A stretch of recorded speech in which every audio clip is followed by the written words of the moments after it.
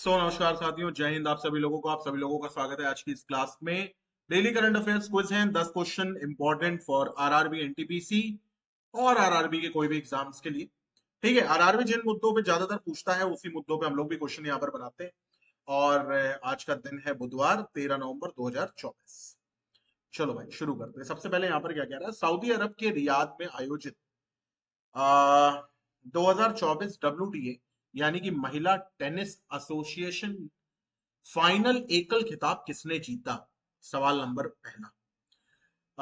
जेंग Qinwen ने, Coco Gauff ने, ईगा स्वेटेव्स ने या फिर आर्यना सबलेंका ने? किसने जीता यहाँ पर, ये आपसे पूछा जा रहा है। तो अगर आप ध्यान से देखें आप, तो इसका सही जवाब है कोको गॉफ ने।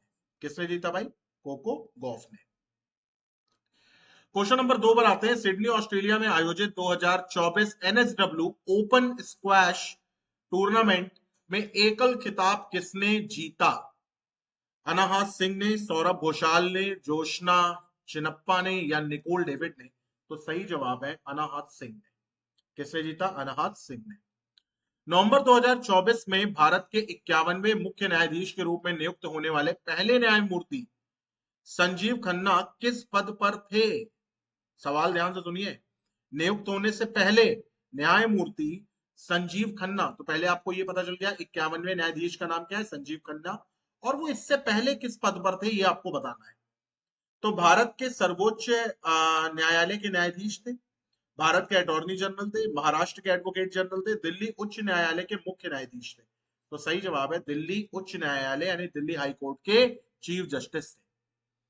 पूर्व भारतीय पोलो खिलाड़ी हरिंदर सिंह सोडी, जिनका 11 नवंबर 2024 को निधन हो गया, पोलो समुदाय के किस उपनाम से उनको जाना जाता था? ये भी क्वेश्चन बहुत इंपॉर्टेंट है भाई। टाइगर, बिली, लियो या चैंप? तो सही जवाब है बिली।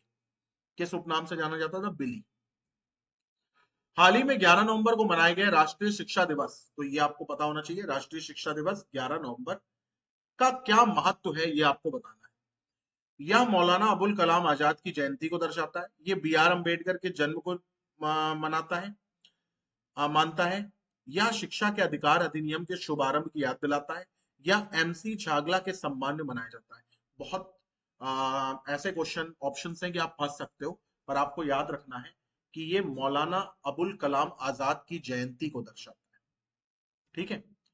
हाल ही में भारत ने किस देश को 2 फास्ट इंटरसेप्टर क्राफ्ट एफआईसी उपहार दिए जो 45 नॉट की गति से यात्रा करते हैं? इजराइल, फिलिस्तीन, मोजाम्बिक और युगांडा?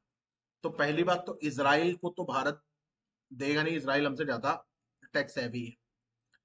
फिलिस्तीन क्या करेगा लेकर के? तो सही जवाब है मोजाम्बिक को दिए। किसको दिए? मोजाम्बिक को। अफ्रीकन कंट्री है। Education world India school ranking awards 2024-25 में education leader of the year किसे चुना गया है? धर्मेंद्र प्रधान को, कुणाल दलाल को, जयंत चौधरी को या सुजीत कुमार को? तो सही जवाब है कुणाल दलाल। किस विभाग ने सिडबी के साथ मिलकर राष्ट्रीय एमएसएमई क्लस्टर आउटरीच कार्यक्रम का आयोजन करा? तो सिडबी के साथ मिलकर के किसने एमएसएमई क्लस्टर का आयोजन किया है? आर्थिक मामलों का विभाग, निवेश विभाग, वित्तीय सेवा विभाग या राजस्व विभाग? तो सही जवाब है भाई वित्तीय सेवा विभाग। हाल ही में नवंबर 2024 में जापान के प्रधानमंत्री के रूप में फिर से किसे चुना गया है? योशोहिको नोदा, शिंजिरो कोइजुमी, तारो आसो या शिगेरू इशिबा? तो नाइन्थ का सही जवाब है शिगेरू इशिबा। शेरू से याद रखना, ठीक है।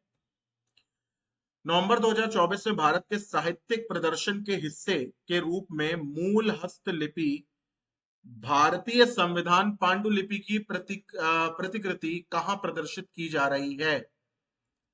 43वां शारजा अंतरराष्ट्रीय पुस्तक मेला, 15वां फ्रैंकफर्ट पुस्तक मेला, New York republic book expo, Jaipur साहित्य महोत्सव? सही जवाब है 43वां शारजा अंतरराष्ट्रीय पुस्तक मेला।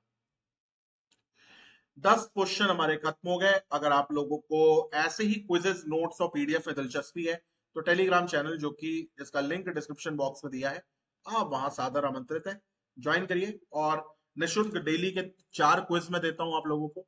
हेडलाइंस देता हूँ, बहुत कुछ देता हूँ डेली बेसिस पे, उसका लाभ उठाइए। Till then bye, take care, have a nice day.